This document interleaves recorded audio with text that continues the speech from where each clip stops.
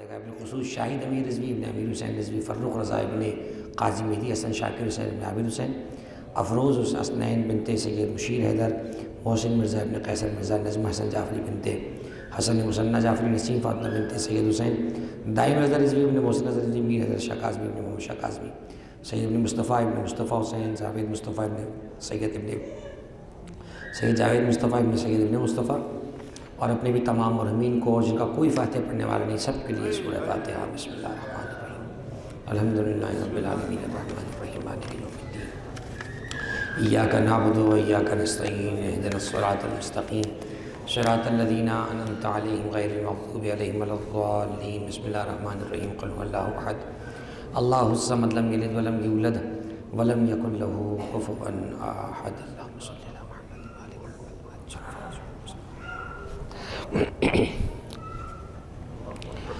اعوذ باللہ السمیع العلیم من الشیطان اللعین الرجیم، بسم اللہ الرحمن الرحیم، الحمد للہ کاشف الکروب وعالم الغیوب والمطلع علی اسرار القلوب والمنزہ عن الجہات والنقائص والعیوب والمستغنی عن الملبوس والمشروب والمطعوم، غالب بعزتہ غیر مغلوب، ظاہر بدلائلہ غیر محجوب، والصلاة والسلام والتحیۃ والاکرام علی الرسول الثقلین محبوب رب المشرقین والمغربین ووسیلتنا فی الدارین جد الحسن والحسین ابی القاسم محمد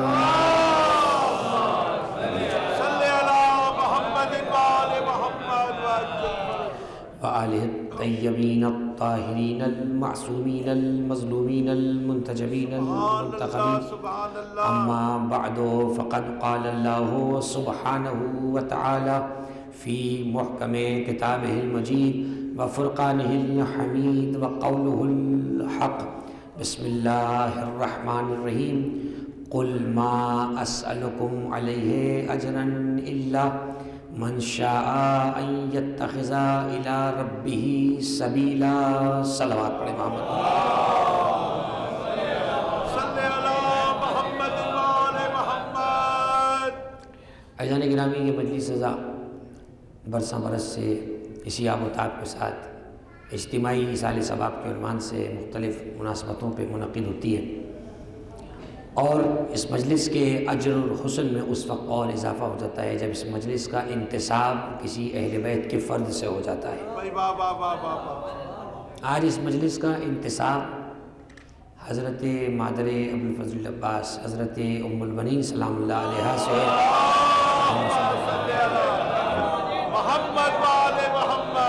گویا کہ یہ مجلس ایصال ثواب بھی ہے، یہ مجلس قبولیت حاجات کا سبب بھی بن جائے گا، اس لیے کہ جس شہزادی کا تذکرہ ہے وہ صرف باب الحوائج نہیں ہے بلکہ باب الحوائج کی بھی ماں ہے۔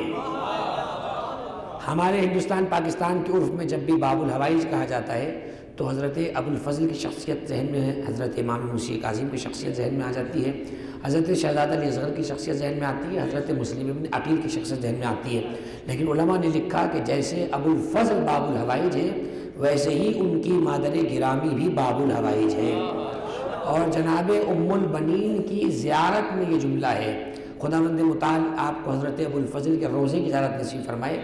شہزادے کے حرم میں جو زیارت نامہ رکھا ہے اس میں ایک زیارت ابوالفضل عباس ہے، اسی کے بعد ہے زیارت السیدہ ام البنین، بیوی ام البنین کی ایک زیارت ہے، اس میں ایک عجیب فقرہ ہے، وَأَعْطَاكِ اللَّهُ كَرَامَاتِ الْبَاهِرَاتِ، اے ام البنین اللہ نے تمہیں اپنے بیٹوں کی قربانی کے عوض ایسی کرامتیں عطا فرمائیں گی جن کا چرچا قیامت تک جاری رہے گا۔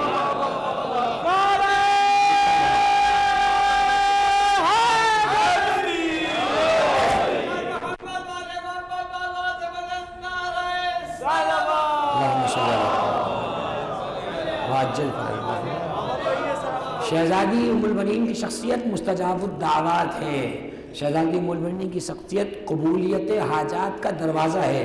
آپ کی شخصیت گناہوں سے معافی کا وسیلہ ہے. آپ کی شخصیت شدید مشکلوں میں فوری رد عمل کا وسیلہ ہے. فوری رد عمل کا. آج تک عراق کے مومنین میں رائج ہے جب شدید مشکل میں پھنستے ہیں فوراً ایک سورہ فاتحہ پڑھ کر اس کو ہدیہ کرتے ہیں ام المؤمنین کی بارگاہ میں. فاتحہ ختم نہیں ہوتی مشکل ختم ہو جاتی ہے. فاتحہ ختم نہیں ہوتی مشکل ختم ہو جاتی ہے. میں نے صلوات پڑھی تو اللہ نے شہزادی کو بڑی کرامتیں عطا فرمائی ہیں. شہزادی کو بڑا مقام عطا فرمایا ہے اس لیے کہ اس نے اپنا سب کچھ حسین پہ قربان کیا ہے. یہ کرامت ان شہزادی کو عطا ہوئی ہے کہ آپ باب الحوائج ہیں. کیسے نہ ہو. وہ عباس جو سب کی حاجتیں پوری کرتا ہے, خود اس عباس کی حاجت روا کون ہے؟ جو اس عباس کی بھی حاجت روائی کرتی ہے انہیں ام المؤمنین کہا جاتا ہے. آج اس مجلس کے اجر میں, اس کے حسن میں, اس کے ثواب میں, اس کے مرتبے میں اور 4 چاند لگ گئے. اس لیے کہ آج قمر بنی ہاشم کی والدہ کا تذکرہ ہے. کیوں نہ اس مجلس کا حسن بڑھ جائے. اس مجلس کا انتصاب اس سے ہے کہ زوجۃ ولی اللہ ہے, اللہ کے ولی کی زوجہ ہے. آج اس کا تذکرہ ہے جو شریکۃ فی مصاب الزہرا ہے, جو زہرا کے مصائب میں زہرا کی شریک ہے. آج اس کا تذکرہ ہے جو عزیزۃ الزہرا ہے, زہرا کو بہت عزیز ہے, زہرا کو بہت عزیز ہے. چنانچہ اللہم صلی اللہ علیہ. آپ نے دیکھا کہ ہمارے لیے یہ طریقہ ہے کہ جب بھی کبھی کوئی ایسی تاریخ یا کوئی ایسا مہینہ یا کوئی ایسا عنوان قریب سے گزرا ہو کہ جس میں اہل بیت کے کسی فرد کا یا ان سے منسلک افراد کا تذکرہ ہو تو ہم اپنے خوشی اور غم کو اسی میں ضم کر دیتے ہیں. تو اس ماہ میں جو بھی مجلسیں ماں سے منسوب ہوتی ہیں وہ سب خراج ہوتی ہیں مادر ابو الفضل عباس کو, وہ سب خراج ہوتی ہیں مادر حسنین کو. اس لیے کہ یہ وہ مائیں ہیں کہ جنہوں نے ماؤں کے لیے نصاب مقرر فرمایا ہے. انہوں نے بتایا کہ ماؤں کو کیسا ہونا چاہیے, انہوں نے بتایا کہ ماں کو کیسی تربیت کرنی چاہیے. تو یہی مجلس ہدیہ عقیدت بھی ہے, یہی مجلس فریضہ مودت بھی ہے, یہی مجلس ایصال ثواب بھی ہے اور یہی حصول ثواب بھی ہے. فرمایا آپ ہم صرف ایصال ثواب کے قائل نہیں ہیں, ہم حصول ثواب کے بھی قائل ہیں. ہم صرف ثواب پہنچانے نہیں آتے بلکہ پہنچانے کے ساتھ ساتھ خود ثواب لینے بھی آتے ہیں. حسین کے اجر میں کوئی اتنی کمی نہیں ہے کہ بس حسین سے پہنچا سکتے ہیں اب تمہیں خالی ہاتھ بھیجیں گے. حسین اتنے کریم بادشاہ کا نام ہے کہ جتنا مانگو عطا کرتے ہیں, بن مانگے عطا کرتے ہیں. چنانچہ میں نے سرنامہ کلام میں ایک ایسی آیہ مجیدہ کو تلاوت کیا کہ جسے کم از کم میں نے تو کبھی سرنامے میں تلاوت نہیں کیا ہے. یعنی میں اپنی بات کر رہا ہوں, جو بھی میں جس وقت سے مختصر وقت پڑھ رہا ہوں میں نے کبھی اس آیت کو سرنامے میں نہیں پڑھا. بڑی عجیب و غریب مضمون کی آیت ہے جس کو میں نے پڑھا ہے. انشاءاللہ اس کا تعلق آپ کے سامنے پیش ہوگا, آپ کی ضیافت ایمانی کا سبب بنے گا. انشاءاللہ ہمارے عقیدے میں محبت ام المؤمنین میں مزید اضافہ ہو جائے گا انشاءاللہ. سورہ مبارکہ فرقان قرآن مجید کا ایک مستقل سورہ. سورہ فرقان کی جس آیت کو پڑھا اس کا نشان 57 ہے. آیت کا نشان 57 ہے.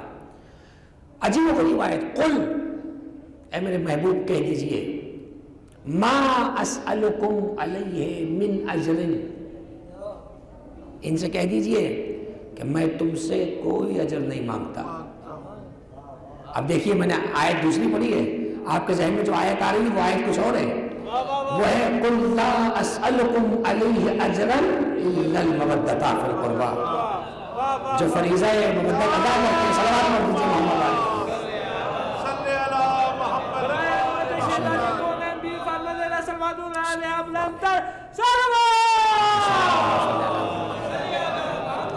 جو فریضہ مودت ادا کرتے ہیں ان کو آیتیں ایسی یاد ہوتی ہیں, اور جو مودت کے قرضدار ہوتے ہیں ان کی منہ سے آیت نکلتی نہیں ہے.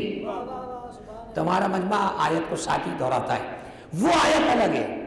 یہ آیت سورہ فرقان کی آیت نمبر 57 ہے. قل, فرما دیجئے, کہہ دیجئے, ما اسألکم علیہ من اجر, میں اس تبلیغ رسالت پر تم سے کوئی بدلہ نہیں مانگتا, الا, مگر یہ کہ من شاء جو چاہے، سب سے نہیں کہا کہ اجر دو، جو چاہے، ان یتخذ الی ربہ سبیلا، جو میری زحمتوں کا بدلہ لینا چاہے وہ میرے رب کے دین پہ عمل کرے۔ میں نے اس لیے کہا کہ میں نے کم از کم اس آیت کو کبھی سرنامے میں نہیں پڑھا، بالکل منفرد آیت ہے، آیت ابھی نہیں آئی قرآن میں، آیت قرآن مجید میں ہے، لیکن چونکہ عنوان کبھی اس آیت کو نہیں بنایا اس لیے میں نے آپ کے سامنے جملہ پڑھا۔ یہ جو لفظ ابتدا میں رکھا اللہ سبحانہ و تعالیٰ نے قل، کہہ دیجئے، اب قرآن کا کوئی قل یاد ہو یا نہ ہو، چار قل تو سب کو یاد ہے، چار قل تو سب کو یاد ہے، قل اعوذ برب الناس، قل اعوذ برب الفلق، قل هو اللہ احد، قل یا ایھا الکافرون، چار قل تو یہ ہوگا جنہیں چار قل کہا جاتا ہے۔ بھئی یہ لفظ قل جو آپ کہتے ہیں اس کا معنی ہے کہہ دو، یہ کہہ دو کہنا بتا رہا ہے کہ کہنے والا خود نہیں کہہ رہا، اس سے کہلوایا جا رہا ہے۔ دیکھو اپنے نبی کی خودداری کو کیسا باقی رکھا ہے پروردگار نے، کل کو زمانہ یہ نہ کہے محمد نے دین پہنچایا اور فوراً بدلہ مانگ لیا، لہذا آیت میں لفظ قل رکھا، قل ان سے کہہ دو۔ اس کا مطلب یہ ہوا کہ رسالت کا اجر مصطفیٰ نہیں منوا رہے، اللہ منوا رہا ہے۔ اللہ یہ چاہتا ہے کہ پیغمبر کو رسالت کا بدلہ دیا جائے۔ اب ذرا غور فرمائیے گا، یہ آیت ہے سورہ فرقان کی آیت نمبر 57، قل ما اسألکم علیہ من اجر الا من شاء یتخذ الی ربہ سبیلا، جو رب کی دین کا بدلہ عطا کرنا چاہتا ہے، رسول کی زحمتوں کا بدلہ عطا کرنا چاہتا ہے، وہ یہ کرے کہ رب کے دین کو پکڑ لے۔ ادھر یہ والی بات کہی۔ اب چلیں اس آیت کی طرف جو آپ ابھی میرے ساتھ پڑھ رہے تھے، سورہ شورى کی آیت نمبر 23 میں فرمایا قل لا اسألکم علیہ اجرا، تھوڑا سا فرق ہے، ادھر ہے قل ما اسألکم، ادھر ہے قل لا اسألکم، ادھر ہے قل لا اسألکم علیہ اجرا، ادھر ہے قل ما اسألکم علیہ من اجر، ذرا سا فرق ہے، ترجمہ دونوں کا ایک ہی ہے، دونوں جگہ ایک جملہ مشترک ہے، وہ یہ ہے کہ میں تم سے اس دین کے پہنچانے پر کچھ نہیں مانگتا، اللہ کے بعد وہاں پہ کچھ اور ہے، وہاں پہ کچھ اور ہے۔ ادھر کہا جو میری زحمتوں کا بدلہ دینا چاہتا ہے، اب میں مثال دے کے ترجمہ جوان دوستوں کو، اگر کوئی میری زحمتوں کا بدلہ دینا چاہتا ہے تو میرے لائے ہوئے دین پہ عمل کرے۔ بھائی میں نے رسول اللہ کہہ رہے ہیں کہ میں نے زحمتیں کس چیز کی اٹھائیں گے؟ دین پہنچانے کی نا، تو اگر تم چاہتے ہو کہ میری زحمتوں کا بدلہ دو تو تم مانگنے والے مصطفیٰ کو کیا دو گے؟ تم مصطفیٰ کے لائے ہوئے دین پہ عمل کر لو۔ دیکھو اب ایک جملہ کہہ رہا ہوں، خطیب بزرگ علماء تقریر میں کہتے ہیں نا کہ بھئی دوران تقریر توجہ رکھیے گا تاکہ میری محنت وصول ہو جائے۔ یہ کیا مطلب ہے بھائی؟ میری محنت وصول ہونے کا مطلب یہ ہے کہ میرا بولنا، میرا مضمون تیار کرنا، میرا آپ کے سامنے لہجے میں بیان کرنا، یہ محنت وصول ہو جائے۔ تو اگر کوئی خطیب سے محبت کرنا چاہ رہا ہے تو اس کی گفتگو کو غور سے سنے، اس کی بات کو اپنے دل و دماغ میں پیوست کرے اور اس کی بات کو لے کر جائے، یہ خطیب کی محنت کا مطلب۔ خبردار پیغمبر سے محبت کے راگ نہ لاؤ، اگر پیغمبر سے محبت اتنی جھلک رہی ہے تو جو دین مصطفیٰ لائے ہیں اس پہ عمل کر کے دکھاؤ، اس پہ عمل کر کے دکھاؤ۔ اس لیے کہ پیغمبر نے طائف میں پتھر کھائے، اپنی جائیداد کی وجہ سے نہیں کھائے، اللہ کے پیغام کو پہنچانے کی وجہ سے کھائے۔ پیغمبر نے اپنا وطن مکہ چھوڑا کسی ذاتی جھگڑے کی وجہ سے نہیں، توحید میں جھگڑے کی وجہ سے چھوڑا۔ تو پیغمبر نے جو زحمتیں اٹھائیں وہ اللہ کے دین کی وجہ سے اٹھائیں۔ اب اگر تم چاہتے ہو پیغمبر کی زحمتوں کو بدلہ دو تو تمہیں یہ چاہیے کہ تم پیغمبر کے دین پہ عمل کرو۔ اب جملہ فرمائیے گا جو جملہ آپ کی خدمت پیش کر رہا ہوں، ادھر کہا اگر دین کا بدلہ دینا چاہتے ہو پیغمبر کی رسالت کا تو دین پہ عمل کرو، ادھر کہا کہ اگر میری رسالت کا بدلہ دینا چاہتے ہو تو میرے قربہ سے مودت کرو۔ اب سمجھیے گا، میں چاہتا تو سرنامہ کلام میں یہ آیت بھی رکھ سکتا تھا قل لا اسألکم علیہ اجرا الا المودۃ فی القربى، میں نے جان کی آیت نہیں رکھی اس لیے کہ آیت سب کے ذہن میں معروف ہے، میں نے ایک دوسری آیت کو اس آیت کی چابی بنایا ہے، ایک دوسری آیت سے اس آیت کو آپ کے سامنے کھولنے کی کوشش کروں گا۔ قل لا اسألکم علیہ اجرا الا المودۃ فی القربى، ادھر کہا قل ما اسألکم علیہ من اجر الا من شاء یتخذ الی ربہ سبیلا۔ دونوں آیتوں میں آدھی بات مشترک ہے کہ جو میری رسالت کا بدلہ دینا چاہے، آدھی بات الگ ہے، ادھر آدھی بات میں کہا کہ جو میری دین کا بدلہ دینا چاہے وہ دین پہ عمل کرے، ادھر کہا جو میرے دین کا بدلہ چکانا چاہے وہ قربہ سے مودت کرے۔ باتیں دو ہیں، مطلب دو نہیں ہے۔ میں آسان مثال پیش کرتا ہوں، اس امام باڑے میں داخلے کا ایک رستہ تو یہ صدر سامنے بنا ہوا ہے، ایک ادھر سے، ادھر بھی کوئی ہوگا، ایک یہ بھی ہے۔ اب بھائی 3 دروازے ہیں تو کیا امام بارگاہ 3 ہے؟ امام بارگاہ ایک ہی ہے۔ ادھر سے آؤ تب بھی امام بارے میں آؤ گے، ادھر سے آؤ تب بھی امام بارے میں آ جاؤ گے، ادھر سے آؤ تب بھی امام بارے میں داخل ہو جاؤ گے۔ اب سمجھیے گا اس آیت کو کہ اگر میری رسالت کا بدلہ دینا چاہتے ہو تو میرے لائے ہوئے دین پہ عمل کرو، یعنی اس کا مقصد یہ ہوا کہ پیغمبر کی رسالت کی جو اجرت ہے وہ محدود ہے دین پر عمل کرنے میں۔ یعنی اگر تم کوئی ریلی اپنے علاقے سے تبت سینٹر تک رکھ لو اور کہو کہ میں پیغمبر کی رسالت کا اجر چکا رہا ہوں تو یہ اجر پیغمبر کو نہیں چاہیے، اس لیے کہ جس کی محنت ہے اجرت بھی وہی بتائے گا، جس کی محنت ہے اجرت وہی بتائے گا، جس کی محنت ہے اجرت بھی وہی بتائے گا۔ پیغمبر نے محنت کی دین پہنچانے میں، پیغمبر نے اللہ کے کہنے پہ 2 راستے بتائے کہ پہلا راستہ یہ ہے کہ میرے دین پہ عمل کرو اور دوسرا راستہ یہ ہے کہ میرے قربہ سے مودت کرو۔ اب میں آپ سے پوچھ رہا ہوں کہ قربہ سے مودت اور دین پہ چلنا یہ 2 الگ باتیں ہوتی کہ دونوں جملے غلط ہیں، یہ 2 الگ باتیں نہیں ہیں، دونوں ایک ہی بات ہے۔ چاہے دین پہ عمل کرو تب بھی ان سے مودت ضروری ہے، ان سے مودت کرو گے تو دین پہ عمل ضروری ہے۔ یعنی دین کے پاس جاؤ گے تو وہ عبرت کے پاس بھیجیں گے اور عبرت کے پاس جاؤ گے تو وہ دین کے پاس لے جائیں گے۔ یہ ہے وہ فلسفہ۔ فرمایا آپ نے قل سلام اور فرمایا آپ نے خدا جسے اوجھے کمال دیتا ہے اسے بطول کی چوکھٹ پہ ٹال دیتا ہے۔ فرق نہ ہو جو کسی کو تو یا حسین کہو، یہ نام وہ ہے جو سجدے کھنگال دیتا ہے۔ نعرہ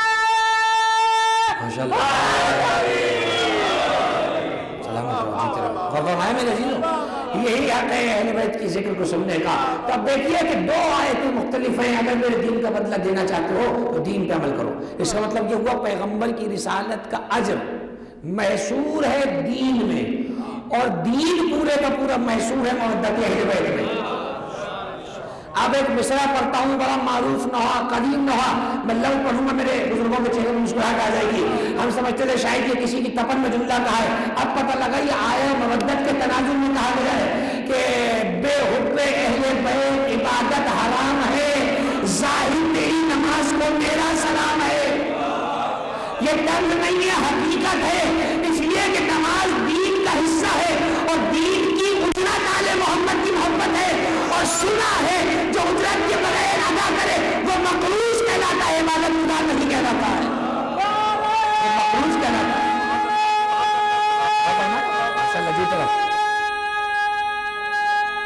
ماشاءاللہ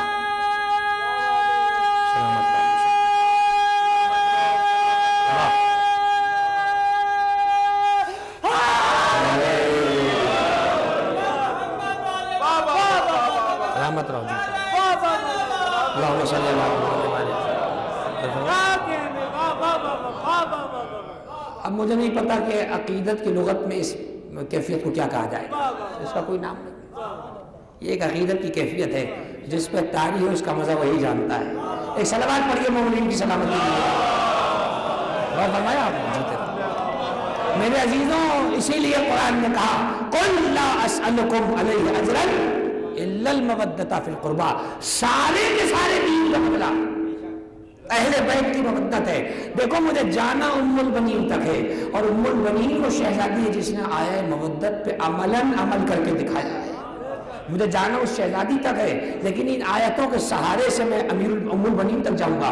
تو دیکھیے قرآن مجید نے پورے دین کا بدلہ محصور کر دیا اہل بیت کی محبت میں۔ اب میں اور آسان کر دوں جوانوں کے لیے تاکہ ضیافت ایمانی کے لیے ایک لقمہ ہو جائے۔ دیکھیں یہ جو انداز ہے نا قرآن کا، قُلْ لَا أَسْأَلُكُمْ عَلَيْهِ أَجْرًا إِلَّا الْمَوَدَّةَ فِي الْقُرْبَى، یہ والا جو انداز ہے نا اللہ کے ذریعے سے بات کو لانا، اسے کہتے ہیں حسر۔ حسر کہتے ہیں، حسر سے نکلا محاصرہ، محاصرہ کسے کہتے ہیں؟ گھیر لینے کو. حصر کہا ہی اس چیز کو جاتا ہے جو کسی بات کو گھیر کر آخر میں لے آئے. قُلْ لَا أَسْأَلُكُمْ عَلَيْهِ أَجْرًا إِلَّا الْمَوَدَّةَ فِي الْقُرْبَى. سارے کا سارا دین گھرا ہوا ہے اہل بیت کی محبت میں. یہ ہے حصر کا ترجمہ. اب میں پوچھتا ہوں، بڑی تعداد کے بزرگان موجود ہیں، میرے لیے پڑھنا بہت آسان ہے اس لیے کہ تائید کے لیے بزرگ بیٹھے ہیں. دیکھو پوچھنا علماء سے، پوچھنا ان بزرگوں سے. اگر ایک شخص پابندی سے نماز نہ پڑھتا ہو، چھوڑ دیتا ہو کسی بھی وجہ سے، لیکن وہ رمضان کے روزے رکھتا ہو، پوچھنا علماء سے رمضان کے روزے کا ثواب ملے گا یا نہیں ملے گا؟ بالکل ملے گا. اس لیے کہ روزے کا کھاتا الگ ہے، رمضان کا کھاتا الگ ہے. نماز کے چھوڑنے سے روزے کی صحت پہ کوئی فرق نہیں پڑے گا. نماز چھوڑنے کی پٹائی الگ کھائے گا، روزہ رکھنے کا ثواب الگ پائے گا. نماز ہے واجب، روزہ بھی واجب، حج بھی واجب، زکوٰۃ و خمس بھی واجب. اب میں سمجھانے کی کوشش کرتا ہوں. بچپن سے جملہ سنتے ہیں اہل بیت کی محبت واجب ہے. ہاتھ جوڑ کے کہہ رہا ہوں پوری ذمہ داری کے ساتھ، اہل بیت کی محبت واجب نہیں ہے. واجب نہیں ہے اہل بیت کی محبت. ابھی دلیل دے کے گزروں گا. قد سے بڑی بات کر رہا ہوں لیکن جس منبر پہ بیٹھا ہوں یقین ہے کہ یہ مدد کریں گے. اہل بیت کی محبت اگر واجب ہوتی تو واجب کا مزاج ابھی بتلا دیا میں نے کیا ہے. واجب کا مزاج یہ ہوتا ہے کہ ایک واجب کے چھوڑنے سے دوسرے واجب کی صحت پہ فرق نہیں پڑتا. سبحان اللہ سبحان اللہ. نماز چھوڑ دی کوئی بات نہیں، روزے کا ثواب تو ملے گا. اور دوسری بات یہ ہے کہ اللہ نے قرآن میں کہیں بھی نہیں کہا کہ اہل بیت کی محبت واجب ہے، اس طرح سے کہیں بھی نہیں کہا. یہ ایک آیت ہے قُلْ لَا أَسْأَلُكُمْ عَلَيْهِ أَجْرًا إِلَّا الْمَوَدَّةَ فِي الْقُرْبَى. میں ایک لفظ کا ترجمہ کیے دیتا ہوں سبق دہرانے کے لیے. قُلْ کہہ دو، لا اسألکم میں تم سے نہیں مانگتا، علیہ اس دین کے پہنچانے پر، اجرن کسی بھی اجرت کو، الا المودۃ فی القربى سوائے قربہ کی مودت کے. اس میں اہل بیت کی محبت واجب ہے، کہاں سے آیا؟ کہیں بھی نہیں. ترجمہ ہے ہی نہیں، دور تک کھینچتان کی بھی نہیں ہوگا. لیکن آج تک سب نے یہی پڑھا کہ اہل بیت کی محبت واجب ہے. خدا کی قسم اگر اہل بیت کی محبت واجب ہوتی تو یہ بھاگ بھاگ کے پائچے چڑھا کے نمازیں پڑھنے والے، یہ مسواک کھا کھا کے مسجدوں میں جانے والے، یہ قیامت میں اللہ سے کہہ دیتے پروردگار سارے واجبات عمل کیے، ایک اہل بیت سے محبت نہیں رکھی تو کیا ہوا؟ وہ کہہ دیتے کوئی بات نہیں، سارے واجبات عمل کیے ان کا اجر دے دے، ان کی محبت نہیں رکھی اس کا عذاب دینا چاہے تو دے دے. اللہ نے اہل بیت کی محبت کو صرف واجب نہیں کہا بلکہ پورے دین کا بدلہ کہا.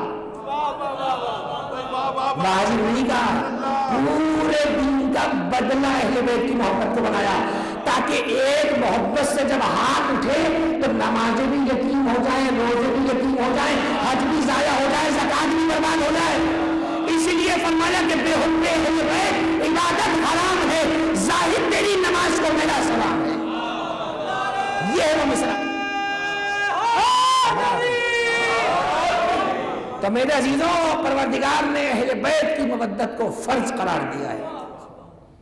بہت بڑے مسلک کے روحانی پیشوا امام احمد رضا خان بریلوی، ان کا ترجمہ کنز الایمان میرے گھر میں پڑا ہوا ہے. میں مطالعہ کرتا ہوں مختلف آیات کو، جب میں دیکھ رہا ہوتا ہوں مضمون کے لیے تو ان کے ترجمے کو بھی دیکھتا ہوں. احمد رضا خان فاضل بریلوی نے کیا لکھا اس آیت کے نیچے؟ فرماتے ہیں آل محمد کی محبت فرائض میں سے ہے جس سے چھٹکارا نہیں ہے.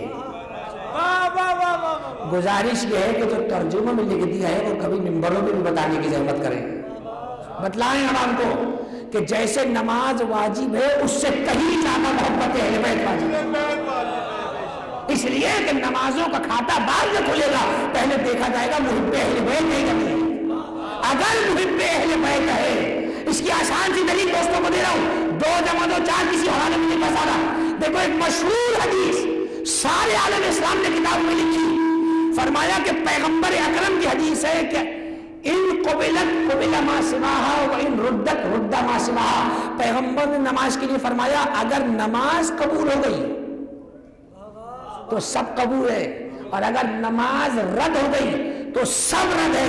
یہ حدیث ہماری کتب میں بھی ہے، اہل سنت کی کتب میں بھی ہے. پیغمبر نے کہا اگر نماز قبول تو سب قبول، اگر نماز رد تو سب رد۔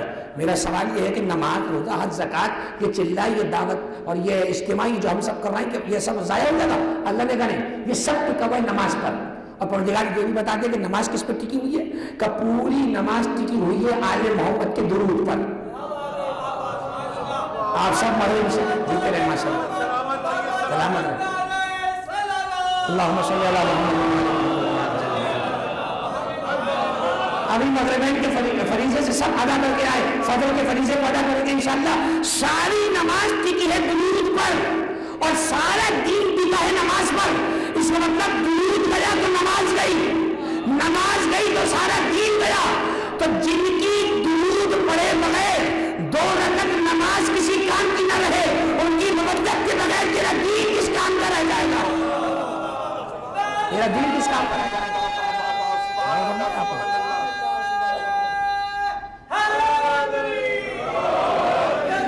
ماشاءاللہ۔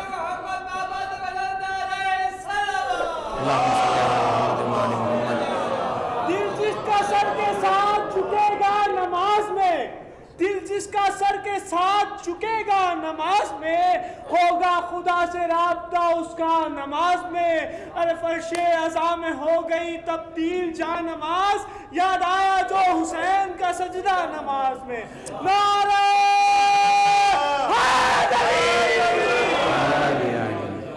اور فرمایا میرے عزیزوں، اگر مودت اہل بیت ہے تو پھر عبادتوں وہ لطف ہی الگ ہے۔ ان نمازوں کا کیا کہنا جو محبت علی سے سجی ہوں، ان روزوں کا کیا کہنا جو محبت علی سے سجے ہوں، ان حج و عمروں کا کیا کہنا جو محبت علی سے سجے ہوں۔ ایسی عبادت کس کام کی جو محبت علی کے بغیر ہو؟ ہم نے تو درود ہی پڑھا تو اس عقیدے کے ساتھ پڑھا کہ جن پر پڑھ رہے ہیں ان کی بارگاہ میں پہنچ رہا ہے۔ تو میرے عزیزوں، یہ پروردگار کی شریعت کا نظام کہ پورا دین اہل بیت کی محبت پہ رکھ دیا۔ اور اب جملہ پڑھ رہا ہوں جس شہزادی کی مجلس سننے آئے ہیں، جانتی تھی، اور اب جملہ سنیے، بہت کم اس طریقے سے پڑھنے کا عادی ہوں، اس لیے کہ میرا موضوع بھی نہیں ہے اور نہ میں اپنے کو اس لائق سمجھتا ہوں کہ اس موضوع میں داخل ہوں۔ تاریخ ایک بڑا عجیب و غریب موضوع ہے، یعنی ذرا سی گنتی کی غلطی سے بات کہیں سے کہیں چلی جائے۔ علماء نے لکھا کہ جناب ام البنین کی ولادت کا سن مبارک یا 5 ہجری ہے یا 6 ہجری ہے، گنیے گا یہاں سے، 5 ہجری یا 6 ہجری شہزادی ام البنین کی ولادت کا سن ہے۔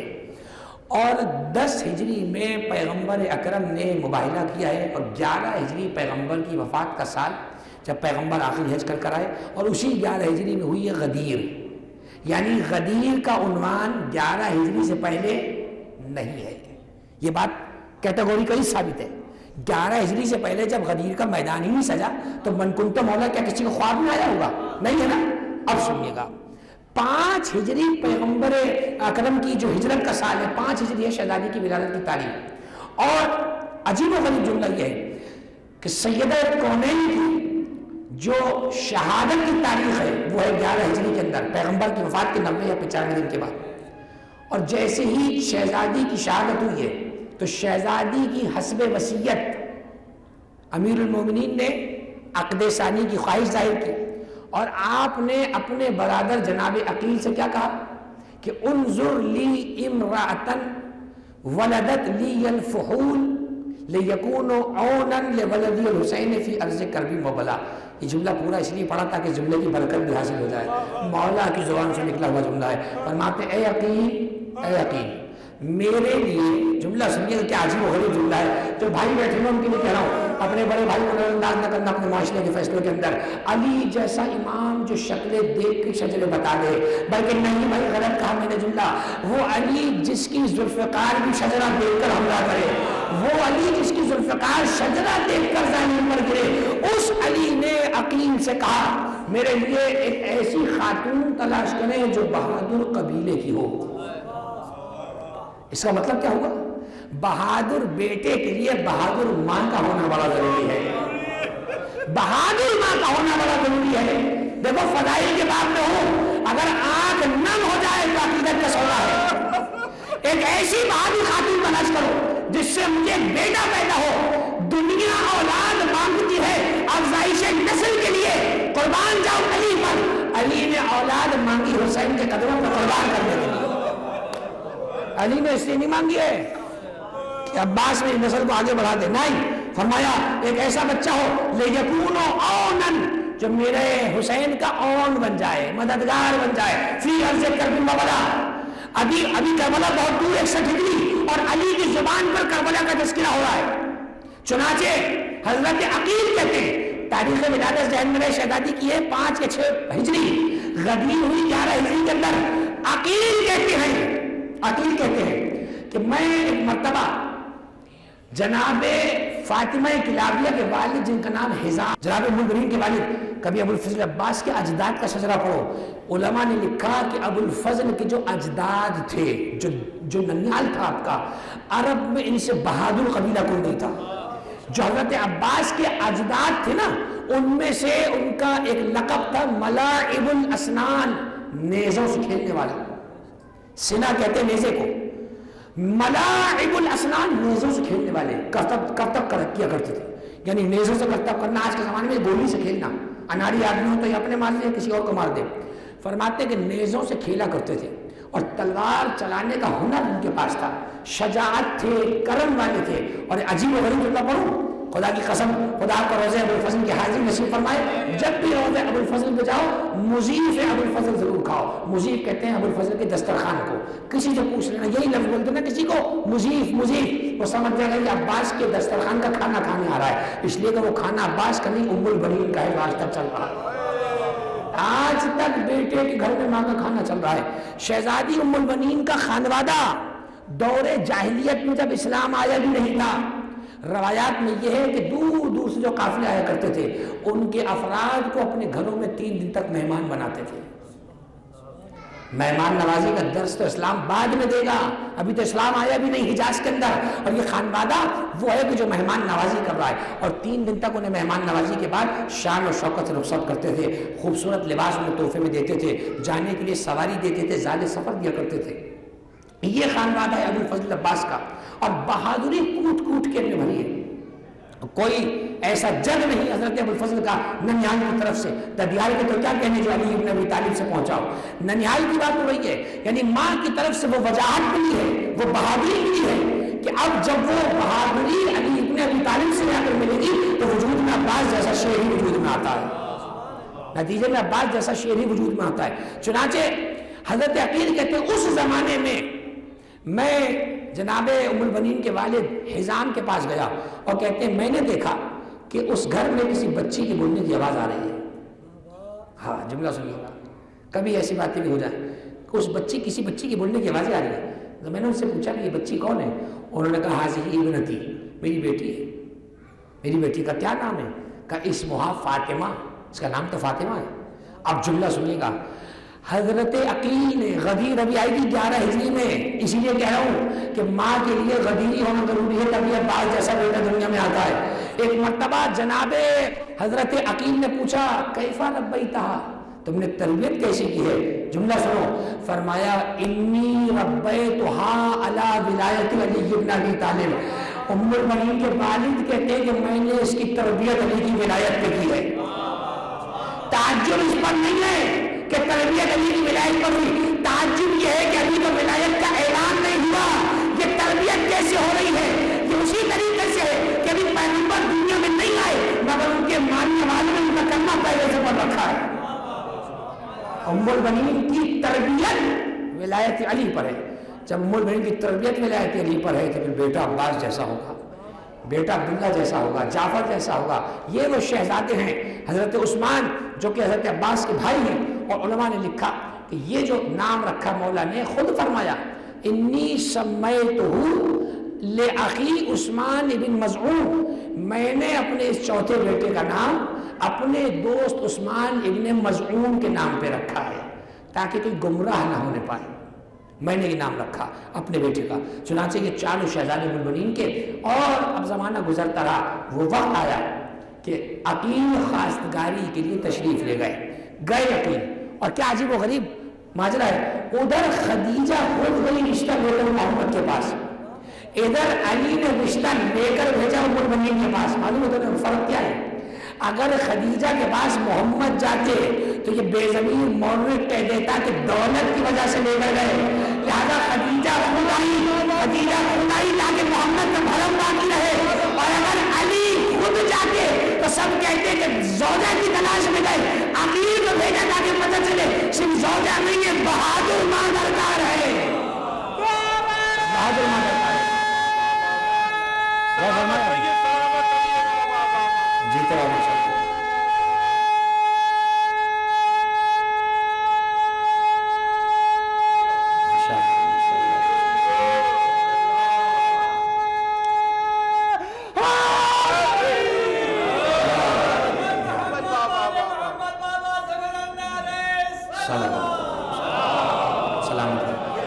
فرمایا میرے عزیزو، یہ ہے ام المؤمنین۔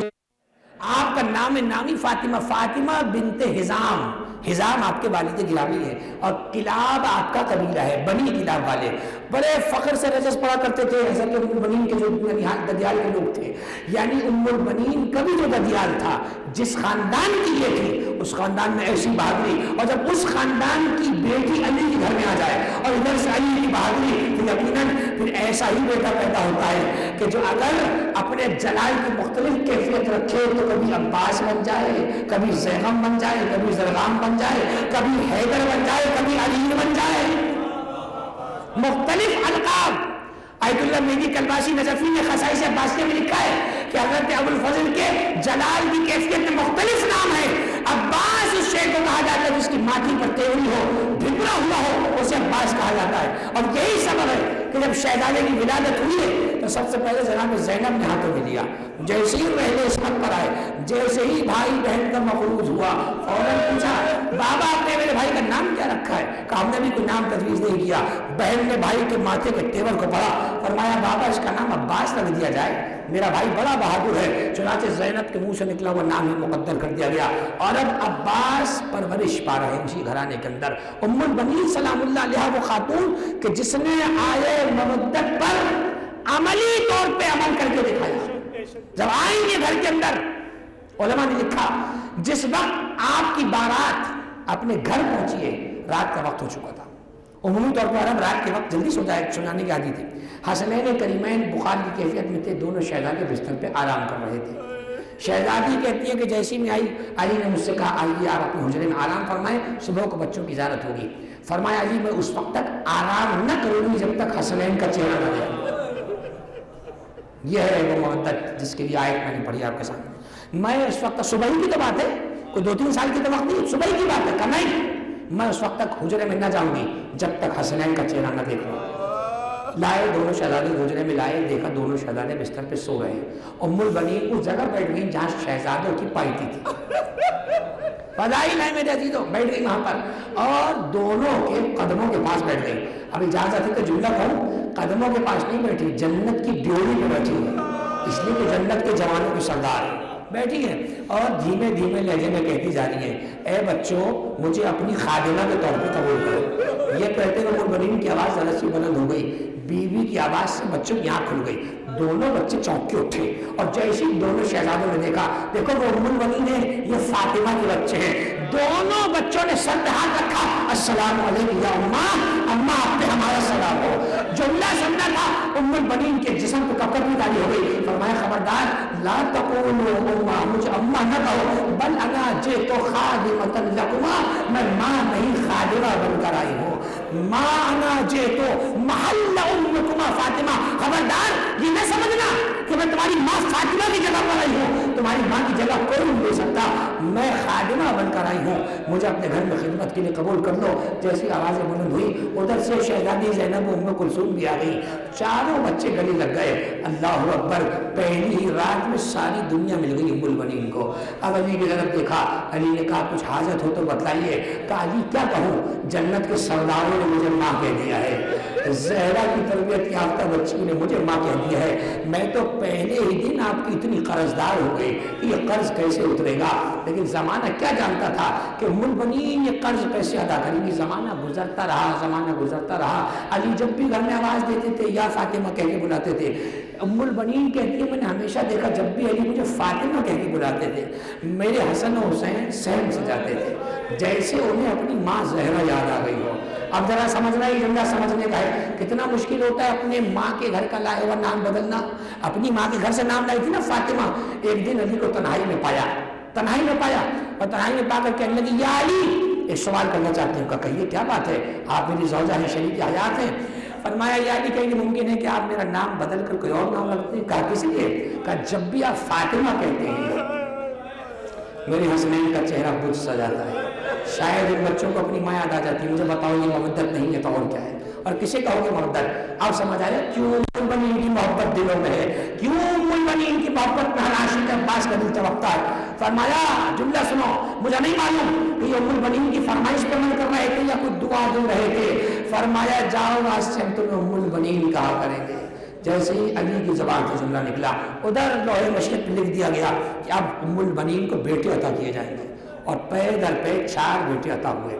پہلا وہی بیٹا جس کا نام عباس رکھا، سارے حسین گھر میں آیا ہے، جس گھر میں سب قمر ہے اس گھر میں قمر بنی ہاشم عباس ہے، جس گھر میں سب قمر ہے، علی کا حسن، عبد المطلب کا حسن، ابو طالب کا حسن، عبداللہ کا حسن، محمد کا حسن۔ بنی ہاشم کی پہلی علامت یہ ہے کہ ان کا چہرہ وجیح ہوتا ہے، وجاہت ہوتی ہے، ان کے چہرے پر روب ہوتا ہے، ان کے چہرے پہ ایسا نور ہوتا ہے کہ دیکھنے والا ٹکٹکی باندھ کے دیکھتا ہے۔ ایسے گھرانے کے اندر بھی جو قمر بنی ہاشم بن جائے اسے عباس کہا جاتا ہے، اسے عباس کہا جاتا ہے۔ چنانچہ زمانہ گزرتا رہا، پے در پے اللہ نے 4 بیٹے عطا کر دیے۔ ام المؤمنین جب سے گھر میں آئی بار بار سنا کرتی تھی، کبھی کربلا کا تذکرہ ہو رہا ہے، کبھی شام کا تذکرہ ہو رہا ہے۔ ایک دن علی سے پوچھا، علی میں نے اکثر دیکھا ہے کہ آپ کی زینب اور حسین کربلا کی باتیں کر کے بہت روتے ہیں، کچھ بتائیے، آپ تو علم امامت رکھتے ہیں، یہ کربلا کیا ہے؟ بس جملہ سننا تھا۔ علی کی بھی آنکھوں سے اشک جاری ہو گئے۔ فرمایا ہم نے اسی دن کے لیے تو عباس کو مانگا تھا اللہ سے، ہم چاہتے تھے کہ کوئی ہمارا بیٹا ہو جو ہم حسین کو قربان کر دے، اس لیے کہ حسین زہرا کی امانت ہے، حسین زہرا کی امانت ہے۔ بڑا عجیب جملہ ہے عزیزو، میں نے جیسے پڑھ کے ترجمہ کر دیا، جملہ اس لائق نہ تھا، اس سے بڑا سنگین جملہ ہے۔ زہرا کی امانت کو حسین کہتے ہیں۔ اب ذرا اپنے قدر کو پہچانو، جو زہرا کی امانت ہے اس کی محبت تمہارے اور ہمارے دل میں ہے، اس کا مطلب یہ محبت بھی امانت ہے۔ اس محبت کی قدر کیا کرو، آزاد کی قدر کیا کرو، ولا کی قدر کیا کرو، فرشادہ کی قدر کیا کرو، اس دین کی قدر کرو جس کے لیے حسین نے سب کچھ قربان کر دیا۔ اتنا قیمتی نہ تھا کہ عباس کے 2 بازو قربان کیے جائے، اتنا قیمتی نہ تھا کہ 6 ماہ کا اصغر بھی قربان کر دیا جائے، اتنا قیمتی نہ تھا کہ زینب جیسی بہن کی چادر قربان ہو جائے۔ اجرکم اللہ، خدا ہماری ماؤں بہنوں کے پردوں کو سلامت رکھے۔ میں نے جملہ کہا آپ کی آوازیں بلند ہو گئی، میں نے جملہ کہا آپ کی آوازیں بلند ہو گئی۔ کبھی تصور کیا ہے کسی ایسے ہجوم سے ہم گزر رہے ہیں جہاں ہماری ناموس پہ کسی نامحرم کی نگاہ پڑ رہی ہو، ہماری غیرت پھڑک جاتی ہے؟ اللہ جانے کیا گزرتی ہوگی عباس پر کہ جب عباس کا سر سینہ پہ ہوتا تھا اور کوئی زینب کے پتھر مارتا ہے کہ کہہ کر باغی کی بہن آ رہی ہے۔ اسی لیے علماء نے لکھا، مجھے مسائل کو شہزادی کی پڑھنا ہے، ایک جملہ آ گیا تو ہدیہ کر رہا ہوں شہزادی کو۔ ام المؤمنین راضی حنین کے بیٹے کا تذکرہ ہے، فرماتے ہیں جب بھی زینب کی چادر موقع نیزہ پر آتی تھی، ایک سر موقع نیزہ سے زمین پہ آ جاتا تھا۔ کسی نے پوچھا سید سجاد یہ کیسا سر ہے؟ امام قریب آئے، فرمایا یہ غیرت کا پروردگار میرا چچا عباس ہے۔ ارے میرے چچا کیسے برداشت کریں کہ ایک نیزے میں بھوپی کی چادر ہو؟ اجرکم اللہ، اجرکم اللہ، چچا کا سر ہو۔ اللہ اکبر، کوئی سوچ سکتا تھا کہ عباس کے ہوتے ہوئے زینب کی چادر چلی جائے؟ یہی ہوا کہ جب عباس جانے لگے تب زینب نے کہا میری چادر کا پالنے والا جا رہا ہے۔ عزیزو، ام المؤمنین نے بچوں کی پرورش کی ہے، ایسی پرورش کی ہے کہ آواز دی عباس یہ بتلاؤ تم حسین کو کیا کہہ کے پکارتے ہو؟ عباس ام المؤمنین کا بیٹا ہے، کہا میں آقا کہہ کے پکارتا ہوں، میں امام کہہ کے پکارتا ہوں، میں سید کہہ کے پکارتا ہوں۔ کہ ٹھیک ہے بیٹا، کبھی بھائی نہ کہنا، علی تمہارے بابا ضرور ہیں مگر حسین فاطمہ کا بیٹا ہے، تم میرے بیٹے ہو، ایسا نہ ہو کہ ہمارا نام کبھی نیچے ہو جائے، خبردار خود کو کبھی حسین کے برابر نہ سمجھنا۔ اب تصور کر سکتے ہو تو تصور کرو 6 یا 7 برس کا بچہ کتنا سا ہوتا ہے۔ عباس سن رہے ہیں کہ ماں نے یہ بتلایا ہے کہ حسین کو کبھی بھائی نہ کہنا، حسین کو سمجھنا، حسین اگر کچھ مانگے تو خود بڑھ کے پہلے دے دینا۔ میں یہ جملہ جب بھی پڑھتا ہوں کلیجہ پھٹ جاتا ہے، حسین کچھ مانگے تو بڑھ کے دے دینا۔ آج عباس دیکھ رہے ہیں خیمے سے التش کی صدا جا رہی ہے لیکن حسین اجازت نہیں دے رہے۔ عباس مچل رہے ہیں، کبھی اس خیمے میں جاتے ہیں کبھی اس خیمے میں جاتے ہیں اور بار بار جاتے ہیں، مرنے کی اجازت مل جائے۔ ایک دن آئے خیمے میں اور آواز دی آقا اے آقا میرا یہ سر اب میرے تن پہ بوجھ محسوس ہوتا ہے، اجازت دیجیے کہ سر آپ کے قدموں میں معراج پا جائے۔ چھٹپٹا کے کھڑے ہو گئے اور آواز کی عباس تم تو لشکر کے علمدار ہو، آئندہ ایسا نہ کہنا جیسی بھی جملہ کہا نا بچپن سے سن جا رہے ہو۔ عباس نے دائیں دیکھا، ایک مرتبہ بائیں دیکھا، آقا وہ لشکر کا جس کا سردار عباس ہے، شاہد حسین عباس کے وجود کو لشکر کر رہے تھے۔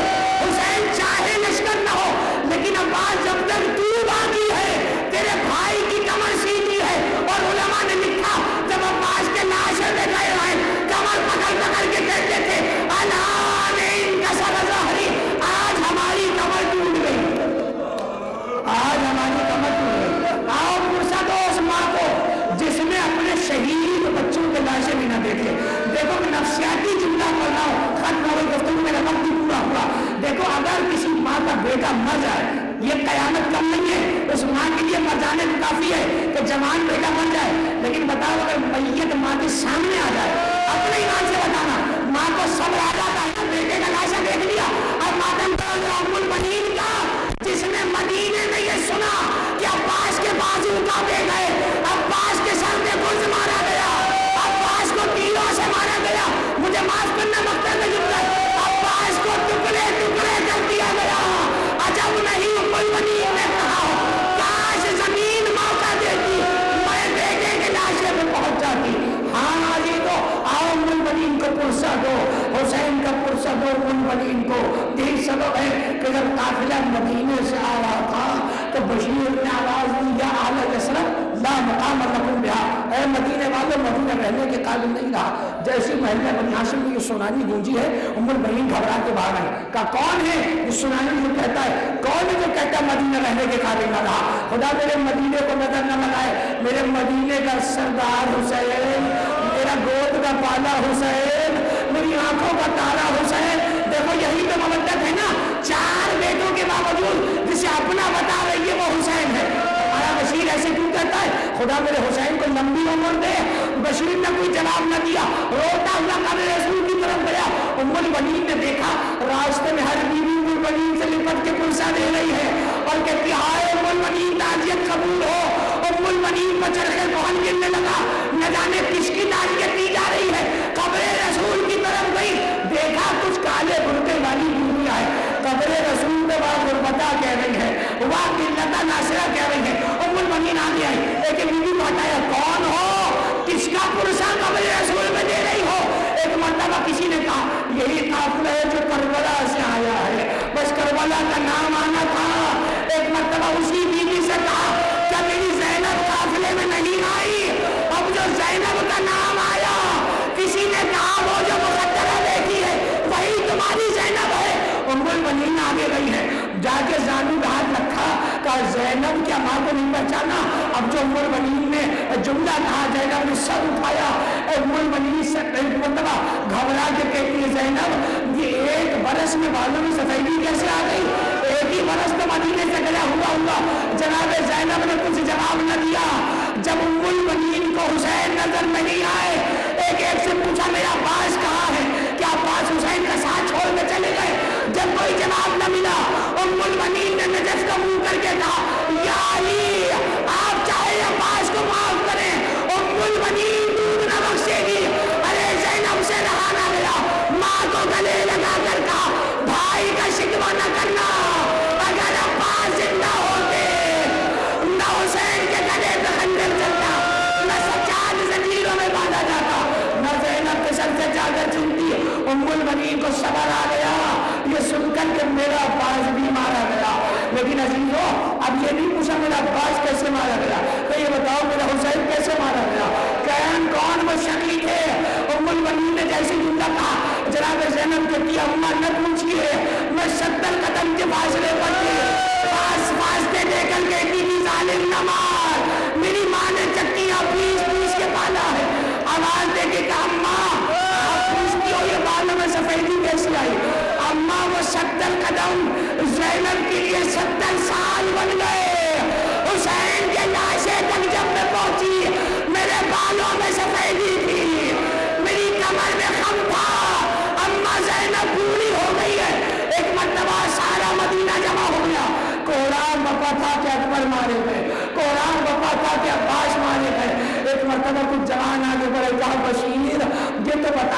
सबका किस्सा शहादत तूने बताया, बस आखिरी जुमला अगले बरस तक के लिए इस मजलिस को मुंतकिल करके जाओ और फिर आवाज देकर कहा, ऐ बशीर सबका किस्सा बता दिया, ये तो बता हमारे अब्बास को कैसे मारा गया, बस ये जुमला सुनना था। बशीर ने गरिबान चाक कर दिया, आस्तीनों को उल्टा अमामा फेंक दिया, चेहरे पे तमाचे मार के कहता है, अरे अपने ईमान से बताओ, जब तुम जमीन पे गिरते हो तो क्या करते हो? कहा बशीर हाथों का सहारा लेते हैं। कहा जब तुम्हारा मौला घोड़े से जमीन पर आया, अब्बास के बाजू सलामत न थे, अब्बास के तीर दाएं से बाएं निकल गए, उम्मुल बनीन की कमाई तलवार से टुकड़ों नवाज गई, न ज़हरा का बेटा वापस आया, न उम्मुल बनीन का बेटा वापस आया।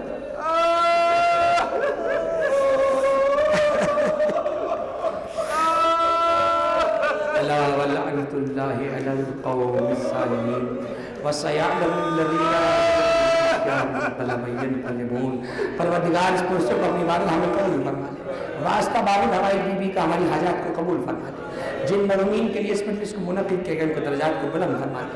परवरदिगार जिनके नाम से मजलिस लिए और फातिहा मिल के जाएंगे सबकी मग़फ़िरत फरमा दे, हमारे बुजुर्गों को तूल उम्र अता फरमा दे, हमारे जवानों को सेहत व आफ़ियत अता फरमा, दुश्मनान अहले बैत को नीस्त व नाबूद फरमा दे।